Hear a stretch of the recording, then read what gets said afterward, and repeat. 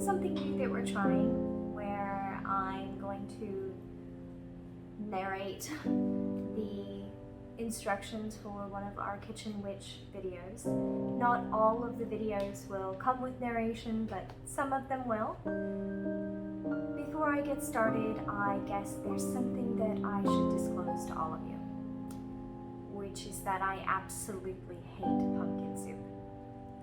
I haven't ever actually had one that I liked until the one that I made last night, which was a bit of an experiment, and I'm really happy with how it turned out, and it's going to become part of my autumn repertoire of recipes for, however long I get to enjoy autumns, I suppose.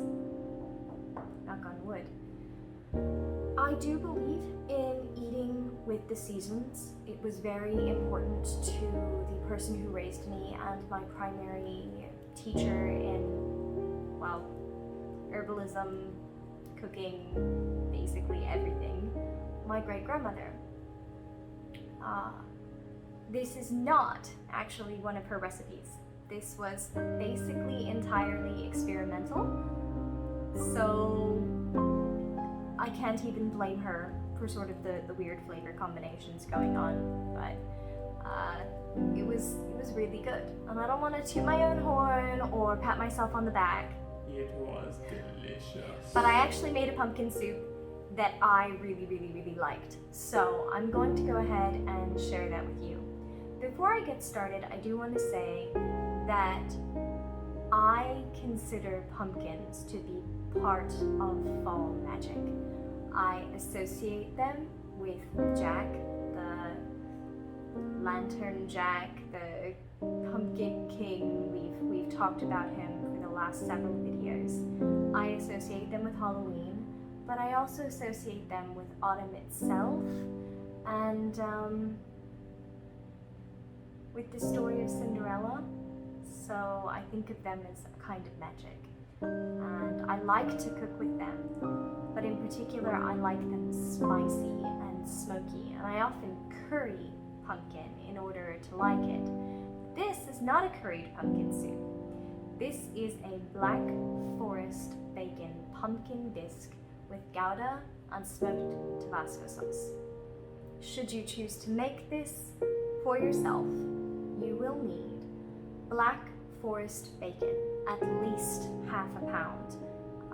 We went through half pound having it the first night, and we have leftovers, so at least half a pound.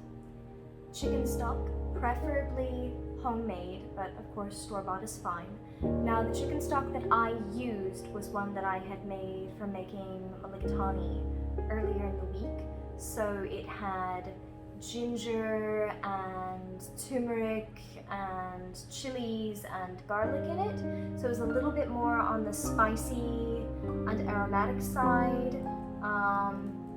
You could dress up a store-bought stock by just dropping in some garlic, some ginger, and maybe a couple of chilies and warming it up and using that. Pumpkin puree. This was from one medium-size roasted pie pumpkin, also called a sugar pumpkin. We made the pumpkin that was used in this recipe in the video on making black rice and pumpkin risotto. So if you want to see how to do that, you can go see that video. It's really quite simple. You could use, again, canned or in some way store-purchased pumpkin puree, but fresh pumpkin puree is so much better, and it really is super simple to make. Now this was a savory pumpkin puree in that I used applewood smoked bacon grease and chicken stock to help it liquefy when I was using the food processor to get it into the pureed state. But again, if you just get sort of the non-flavored cans, then that should work just fine. Again, you're going to need heavy cream or whole cream, about a half a cup. Now that's going to be a little flexible because everyone likes their soup to sort of a different texture. Everyone likes their bisque to a different texture. So anywhere between a half a cup and like 3/4 of a cup. Smoked Gouda, I used 2 cups plus additional Gouda for the top for garnishing when we served. But you may want more cheese. Ours was a little light on cheese to pumpkin. If you want a really, really cheesy bisque, then you could go up to 3 or even 4 cups. But if you went up to 4 cups of smoked Gouda, that would be the primary flavor. Nutmeg, half of 1 whole seed. So if you were to do that as teaspoons, like a half a teaspoon to a teaspoon. Cinnamon, 1 stick. I used a stick about yay big. Smoked Tabasco or other smoked hot sauce of preference to taste. We then used salt and pepper to flavor it to taste. Roasted pumpkin seeds as garnish, which is entirely optional, but we had them and they were spicy and crispy and wonderful on top. And really good bread for dipping, which again is optional, but definitely enhanced the experience. Because we were entirely out of bread in our house yesterday and we wanted bread, we actually made 2 loaves. We made a Russian black bread, which is quite sweet and almost tastes like chocolate and licorice.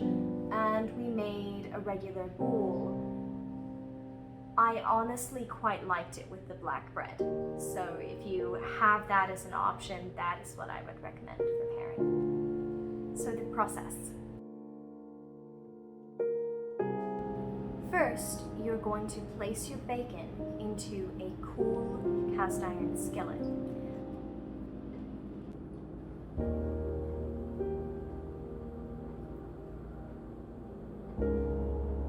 And then you're going to just cover the bacon with water and turn the skillet to medium-high. This allows for the fat to render very evenly out of the bacon, rather than having the meaty parts of the bacon begin to burn while the fat is still in the process of rendering, so you don't get that bacon that has the really crispy bits and then the kind of raw gummy bits. And also, it stops the bacon from popping on you while you're cooking. Then, you're going to want to place your chicken stock into your cooking pot. By the time the water has completely evaporated away, the bacon will be fully cooked and very easily continue browning in the rendered off fat, which will remain when the water evaporates away.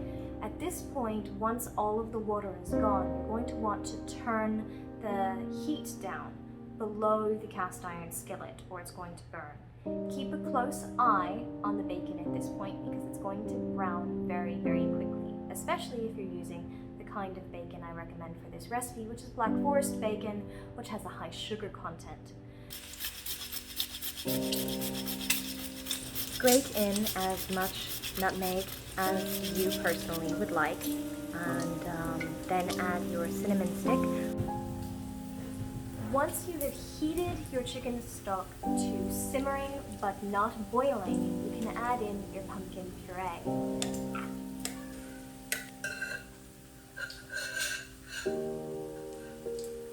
And then whisk those together until they are fully combined. You can see the texture change in the video when it actually comes together and is now a soup rather than sort of mush suspended in a liquid.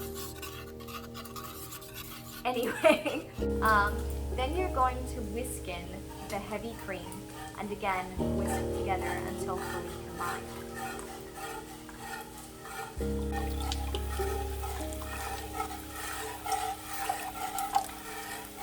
And as soon as it's turned nice and caramelized, pull it off and drain on towels.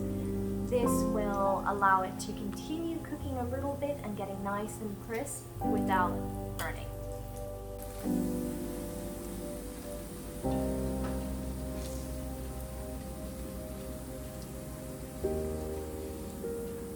this point, you can add your smoked Tabasco or other hot sauce. I actually ended up using almost 2 tablespoons of smoked Tabasco to get it as spicy as I was willing to accept and get food tolerant. So it was a little mild for me, but it was served with the additional garnish of chilies and garlic in oil, which let me get it a little spicier along with more Tabasco sauce.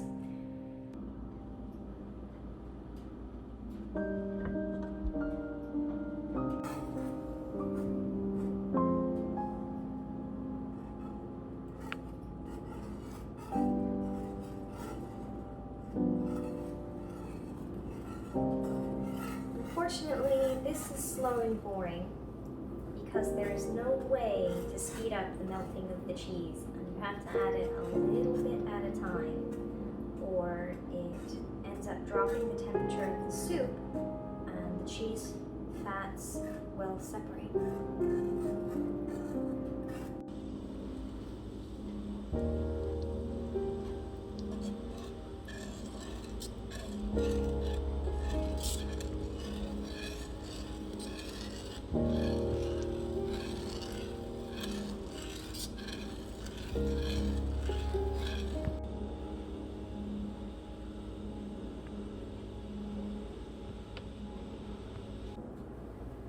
Then you're going to want to salt and pepper it to your particular taste.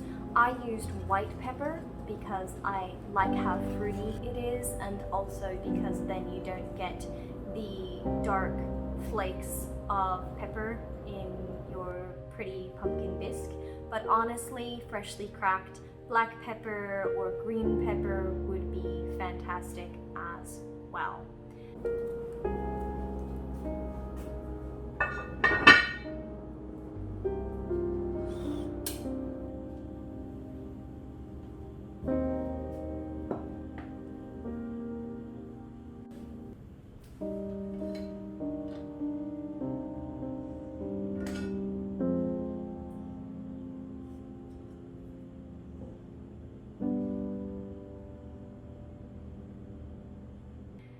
I served it quite hot. I would not recommend this being served lukewarm, so just it was much better hot. And again, as we said, garnished with pumpkin seeds and additional Gouda and the crumbled Black Forest bacon, and then I put on mine some chilies and garlic and additional Tabasco.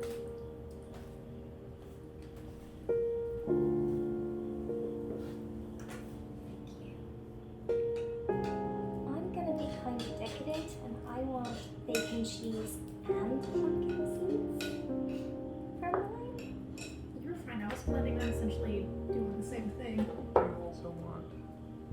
Oh, I forgot about that. Yes, I'm gonna do all the various toppings. I do like bacon. I think 1 piece is enough. Blasphemy. I have a lot going on in this bowl of soup, okay?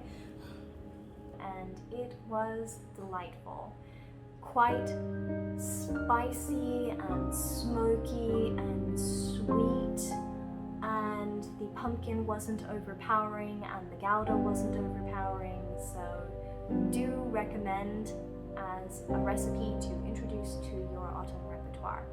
If you do make it, let me know if you liked it, because as a lifetime despiser of pumpkin soup, I liked it. So let me know, and if you have any recommendations for improving the recipe the next time I make it, well, let me know that too. Please remember to like and subscribe in order to see more of our Kitchen Witch series and learn how the Sanctum family makes food as well as other magical items to use in our daily lives from the things that we grow or that our neighbors grow. Anyway, be safe out there, everyone, and have a wonderful autumn.